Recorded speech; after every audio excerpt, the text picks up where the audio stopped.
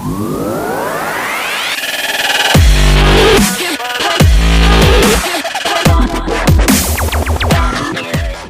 going on, guys? Welcome back to the Football Capital, and we are back for another Euro 2020 review. I'm joined with Big Kev. What's happening, Kev? Nothing much, mate. Just lack of sleep, man. Lack of sleep, nothing. But you know what? There's some cracker games. Was it worth it? It was definitely worth it. Definitely worth it last night. I mean, there were not two games left. There's 2 games left now. Yep. But the 2 games last night kicked it off. Was it a 14 goals thriller? Something like that. that. The nine penalties. So there was a goal fest full of goals. But the first game that kicked it off was Croatia and Spain. Yeah. Now, me and Seba did the little prediction last night. We thought maybe Croatia can get over the line in this one because we weren't really convinced of Spain, especially in this tournament. We weren't even convinced they were going to get out of the group. And at one stage. Yeah, 2 draws. And I think they last day, lucky, I think the 5 goals that got them to second. Yeah. But the goal difference was might have been. convincing. Yeah.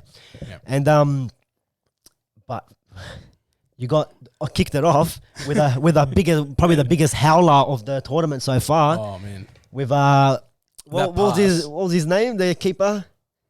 Oh man, I forgot the keeper's name. Unai Simon. We spoke about him the other day. Yeah, Unai Simon with that howler. But that's football 101. Like even for the defender, like a lot of people know you don't play that ball directly at goal, right? I know it was a tough one. It was out halfway though, and the keeper should have done a lot better, and all fault on him. But you take that out of the equation if you aim for the other post. Yeah. You get what I mean? So far out, 20 minutes in, a pass back from almost halfway, and the keeper and they were biggest howler. And they were on the front foot. I felt. Yeah, they were. Literally, that was his first touch of the game. 20 minutes in, and that was his first touch, I think, of the game. That's the only thing he really had to do before that, pick the ball out of the back of the net. Yeah. But it happens. It shows you it happens at all levels. You know what I mean? Yeah. So we seen it at the World Cup final with Lloris. Remember, he slipped that. I think Mandzukic maybe got the tap in. That's something like that. Yeah, so it's 101, man. You just don't play that. Like I know, but you just don't play that ball. I think because he thought he had so much time on the ball. Yep. Everyone's at halfway pretty much. Besides the Croatian players, there's no one really putting pressure on him. He thought he could just take that touch. You take your eye off. It's on the little details, but like if you see that ball, it was moving. The ball was curling a little bit, and it wasn't a flush on the ground pass. It did actually bounce. So you don't have that. You don't have that Whitlam Park bobble. No, mate. No. We're experienced like that. Expect anything. We expect anything. Yeah. We're more aware, but yeah. Look, like you said, I think Spain definitely dominated majority of that game, especially the first half. Yep. But they got one back. And to be honest, in the second half, they came out firing. Spain came out firing, in my opinion, and it didn't look. Croatia did have a few chances with Kramaric, like looking at throughout the whole game. I mean, this is a guy that scored, I think, over 20 goals in the Bundesliga for Hoffenheim, and there was a great chance that he had to maybe. I think it was already 3-0 at the point to maybe win the game. Yeah, but straight to the keeper, but Spain took their chances. They did, man, and they looked like the team that was going to go through before full time. Yeah. And obviously they ended up prevailing, but they looked made like, it hard. Yeah. Yeah, they made it hard for themselves. That's what it was. And you just can't give up, man, in these kind of games. And Croatia's no slouch. I know we touched on it in one of the more recent videos, but they made a World Cup final. Yeah. So you've got to show them that kind of respect, and getting the goal that late. To take it into extra time, even that goal, the second goal that they just went over the line, correct, to make a 3-2, bit of a scramble, and that just look at the difference with the fans being back into the stadium. Like you get that lift from the fans, especially we all know Croatian supporters, very patriotic, very like you passionate, very passionate. In and your face, you can hear them literally after that goal. Like you have to put the volume down because it was just way too loud. Just lifted, man, And look, it was a good the last goal as well that they scored to make it 3-3, and the Spanish supporters are sitting there saying, "What the hell just happened?" yeah. Well, look, we're going to touch on the other game later, but a lot of late goals, goals that came late in the piece, and getting complacent. This is tournament football. You know what I mean? Like we see it obviously week in, week out in EPL, and you can get, your late goals because, fatigue starts to set in as the season goes in. Yeah. But this is desperation stuff. That's where, that's unlucky for Croatia. It didn't happen today, but them getting the last goal could have taken them all the way. Yeah. They would have been running with the momentum, right? It didn't happen, but and Morata. What? Finally. But look, he had a header in the first half to maybe a even better chance that the one that he scored. It was an easier chance to score that one than the one he actually did. But he actually didn't do too bad in this game. But Fernand Torres in this game was on fire, in my opinion. He finally came alive. I know in the last game as well he played fantastic, but this game especially. He scored the third one, right?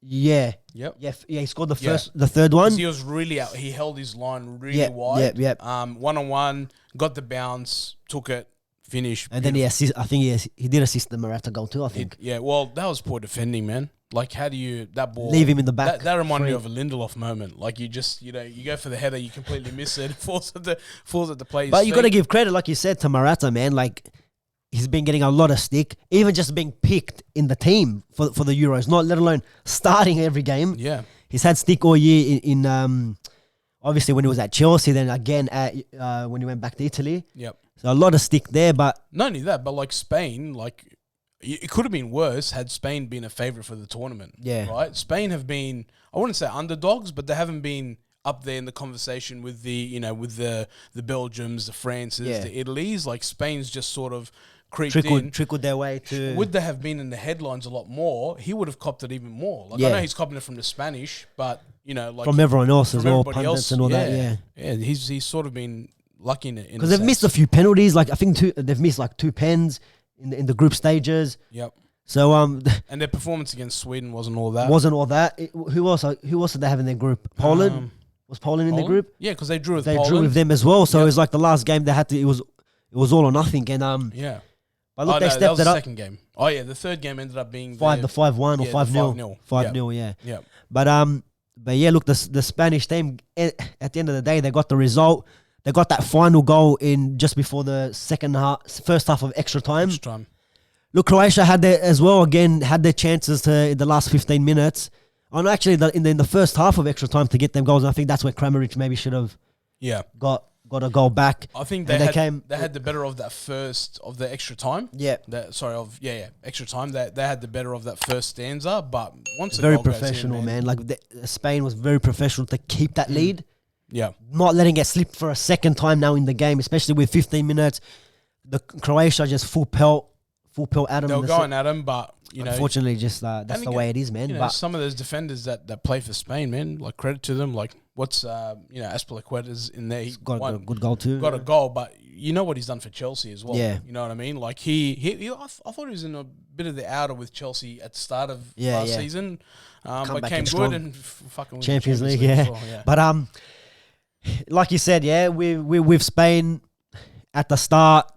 Picking 2 players short, not picking no Real Madrid players, which was one of the biggest talking points. Yep. No Ramos, Asensio's and all them weren't. Yeah. None of them were picked, and there was questions over what Spain were going to do, and it looks like now they got a quarterfinal spot, and it's a lovely draw against the Swiss.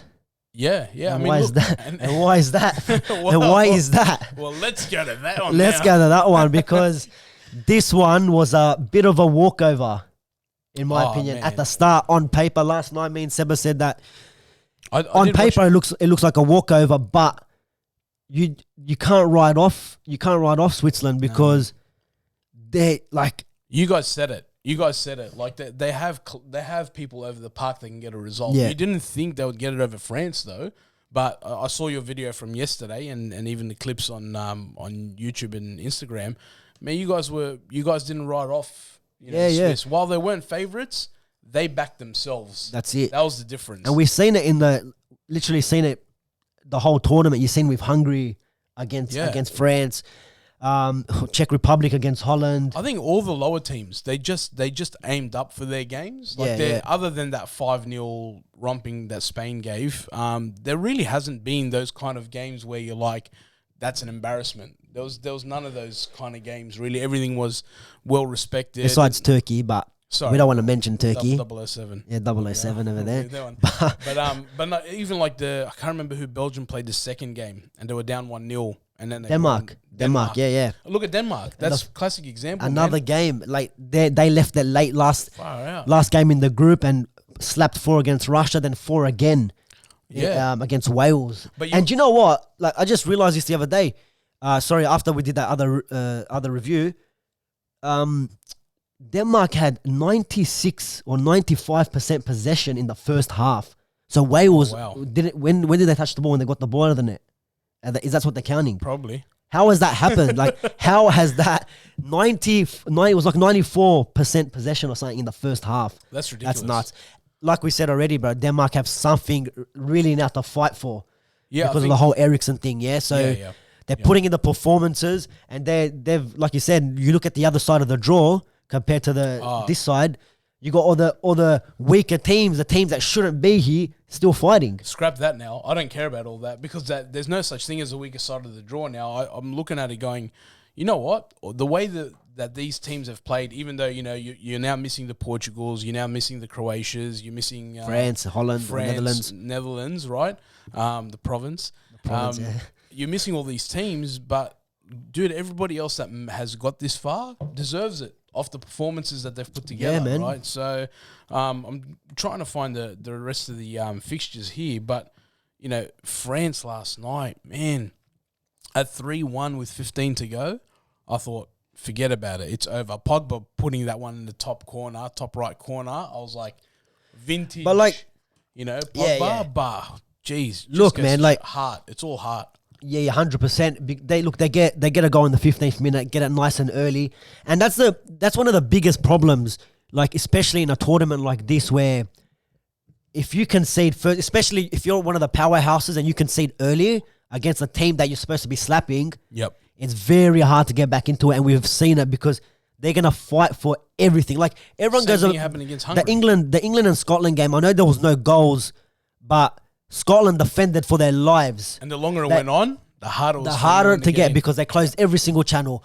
They shut down every single player. It was like 100 miles an hour from the get go. It was desperate. It was because they knew because the occasion, the rivals, because they're kind of rivals or something. Yeah. But everyone expected England in that game to get the job done. It didn't happen. Yep. But now we're gonna see with the rest of the games how they pan out, because there's still speculation over Italy. Oh, they haven't versed anyone decent.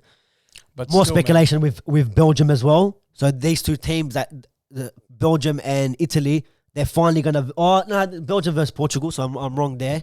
But in terms of the group, Belgium got the job done.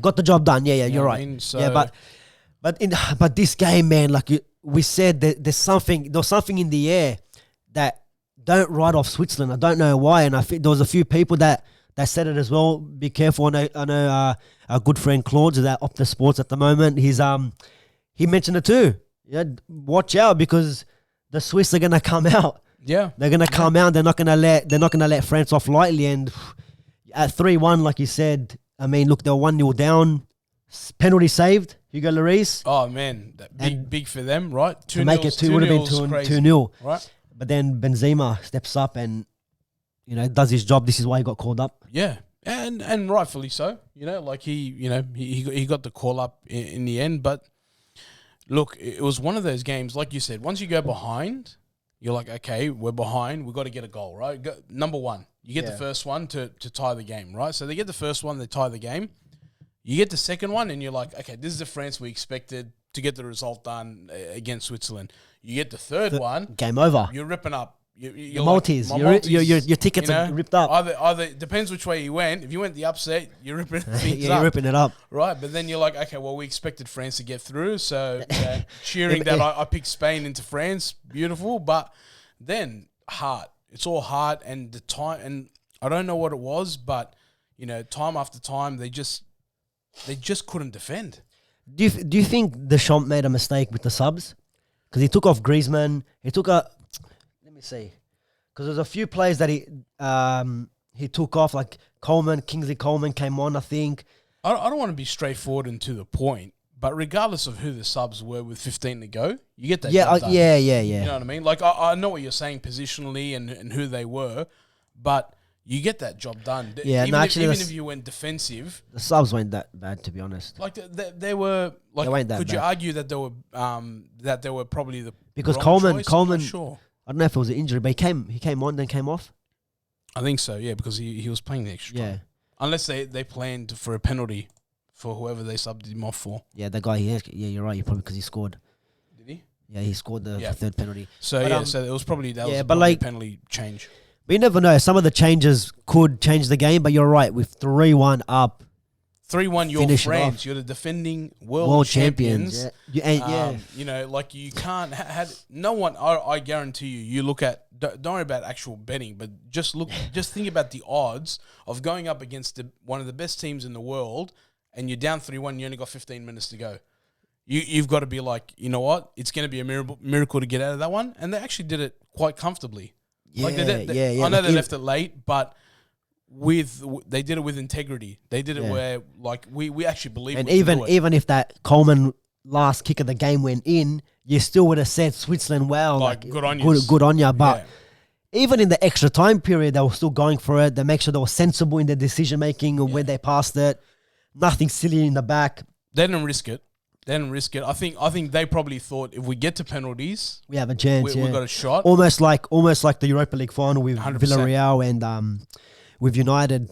Get to penalties and then let's try our luck. Yeah, see what happens because what you don't want to do is concede that late again against France for another time during the match. Yeah, because then you have to go for it. It's very similar, or maybe not like Croatia, but like you concede one, you have to go for it, then you concede another one. Maybe a little bit like Croatia, but.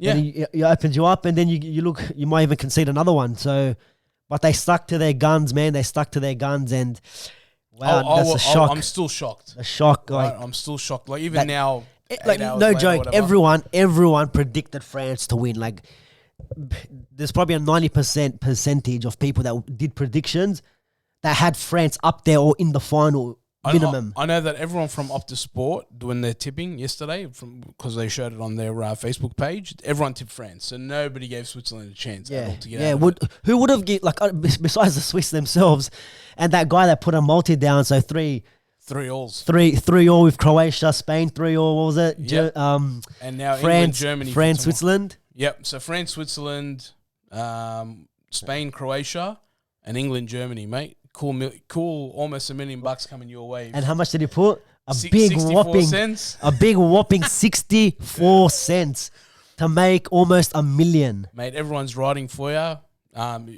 Imagine he's the one that ripped up that ticket after the Pogba goal. Oh my god, this is done. He's like, forget about this one. Forget about it. It's over. Here it is. Don't worry about it.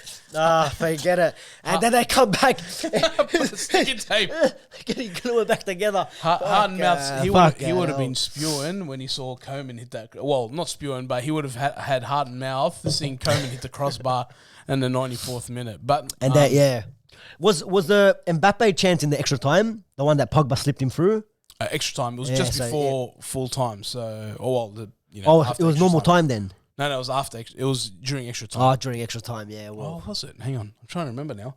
Can't remember. I know the Coman chance was definitely the last kick. Yeah, the last kick of the game. One of the last kicks. I can't remember that Pogba, that through ball from Pogba. Pogba played, Mbappe threw it. But there you go, Kev. What? That's football. Like Fergie said, football. Bloody hell. It is. So France. Congratulations to France are out. Yeah, well, congratulations to them. They got versus Spain now. Game against Spain to tee up a semi-final, maybe against Belgium or Italy.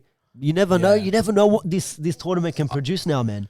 Are we going to see a Switzerland-Czech Republic final? You never know. Maybe Sweden, man. Throw Sweden. Ibra comes back for the final. You never know. This is Zlatan. Personally, I think the winner's going to come out of that Belgium-Italy game. I think whoever gets that game goes all the way. I originally said France-Belgium to win it, and then the other day I was like, now Italy, at this point, Italy, because they're doing so well. What we're seeing is, whilst Italy hasn't been playing all the big teams in this tournament, they're still 30 unbeaten. So they've played all these other games. So you got to take that into consideration, and they've conceded 1 goal in the tournament. So. And one goal in 20-something maybe. Yeah, it's a big list. It's just crazy. Even though they're versus Estonians and the San Marinos and teams like that, you still got to... You can only beat what's in front of you. That's right. And you said the last podcast that I was on, you got to beat the best to be the best. Yeah. And look, and to be fair, they conceded that goal in extra time, so it's still in normal time. Yeah. Haven't conceded. Yeah. But then again, now they have teams of like Lukaku coming up against their defense now. Yeah. And I believe if Belgium get a goal in that game, maybe first, I think they could go on to win it, because the way I see Italy with their attack, they don't really overload a lot of players into the box. There's usually maybe 2 or 3 players in the box trying to get a goal. When the opposite case with Belgium is they flood numbers and make it difficult for defenses, especially when you got Kevin De Bruyne running the show. But and Lukaku knows the Italian game, man. Yeah, he knows like top, he's been was he top goal scorer. I think he was, but had to be up there. At the end of the day, he won the Serie A. You know what I mean? And he's proven what he can do against defenses. And whilst he still doesn't have the best touch, he's learned how to use his body well in that kind of scenario. So there's sometimes with his first touch, he's banged it in. You never his first touch has been a goals at times, but at the end of the day, you want your forward, you want your 9 to score goals, and that's what Lukaku's doing at the moment. He looks fit, he looks sharp. Yeah, how good is Thorgan Hazard, man? Real Madrid got the wrong Hazard. Yeah, maybe. There you go. So, maybe. But he's been doing well. Dortmund, right? He's at Dortmund. Yeah. So, and we're still kind of waiting for them to click as well a little bit. I think they're maybe like in third gear. We're waiting for them to step up. And look, they knocked out Portugal. There's another big test for them now, and then Spain or Switzerland awaits. Yeah, I mean, look, the same thing happened when France won the World Cup. Like, they weren't convincing in the group stage. I remember they got a 2-1 over us. Yeah, just and penalty, and it was a penalty, and like a Pogba from deflection from outside the box. But then I think it was their win against Argentina, which really catapulted them for the rest of the tournament. So you never know. Belgium, man, if they take a scalp over Italy, I think they could go all the way, or either or, whichever. You're not giving, because England and Germany on the other side. You don't think. Do you think one of the finalists could come from that game, England, Germany? No, they would be the other finalist. Yeah. But then again, you never know, right? You never know now. Like, so Sportsbet's already paid out all the everyone that's put money on England to win the tournament. They've paid them out already.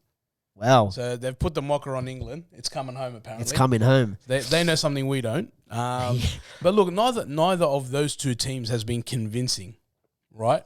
Yeah. Not as convincing as probably Italy the other side, Belgium. Yeah. Or even you could even say Spain there.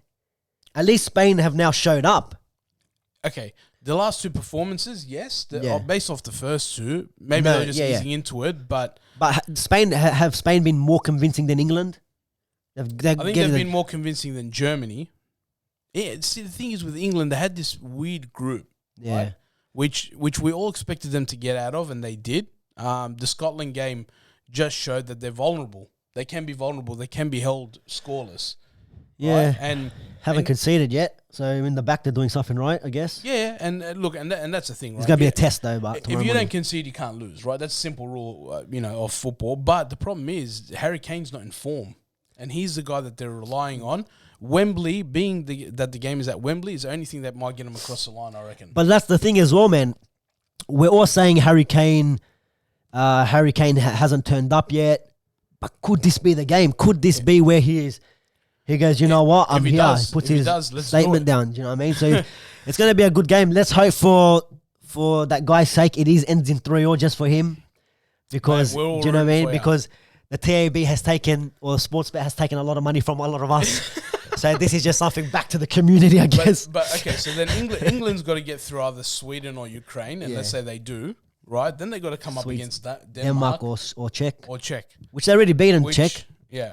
They already beaten the Czech, but Denmark, you never know. It's going to be interesting, guys. Look. Looking forward to it. Yeah. There's going to be a lot more games now. And tough games as well. So we'll see what the outcomes in them are. Let us know what your thoughts are, especially on these 2 games this morning. The 2-3-0s, France knocked out, World Cup winners, world champions out of the tournament. Ronaldo out the day before. Memphis. Big teams, Memphis out. Memphis is now going to ride another Maybe he's gonna have another music video rapping about this tournament. I don't know. He just wants to get a Barcelona. That's signed his contract. The quicker I get out of here, the better. You can go home. Gini Wijnaldum signs for Paris Saint-Germain. Just get out of there. Yeah. Start pre-season. And well, not that Donnarumma's on holiday yet because he's still got some games for Italy. But that was a good signing for them, man. Yeah, it's good. Touching on the signing. But so it's gonna be interesting to see how the rest of the tournament pans out. I mean, we're banking on these world number ones and all these teams to get the job done, but these other out of the box teams got another plan. Who's your dark horse? Who's your out of the box team? Maybe Denmark. I think Denmark. I'd consider them, dark horse because the whole Eriksen thing. I think they've shown a lot of fight and they're very like you can't really tell what they're gonna do or how they're gonna approach a game. They come out fast. They dictate the tempo of the game. I know they played Russia and Wales, the games that they did win, but there's a lot of promising signs for them. And if what a story that would be if Denmark do go on and beat someone like Italy or Belgium, Spain, someone like that in the final, that'll be amazing. I'm calling Sweden. They're my dark horse. Something about them. I don't know. I just don't see like when I think Sweden. I know they got like Forsberg and all that, but I just don't see any like prolific strikers. But then again, you got under the radar, man. Under the radar. Ibrahimovic comes from under the radar and bangs one last minute. But guys, like always, thanks for watching, Kev. Thanks for joining for another episode. Cheers, mate. Get all your comments below. Get all your predictions for tomorrow's games: England, Germany, Ukraine, or Sweden, Ukraine. And guys, we'll catch you on the next one. Like, share, subscribe, all that bullshit. Take it easy.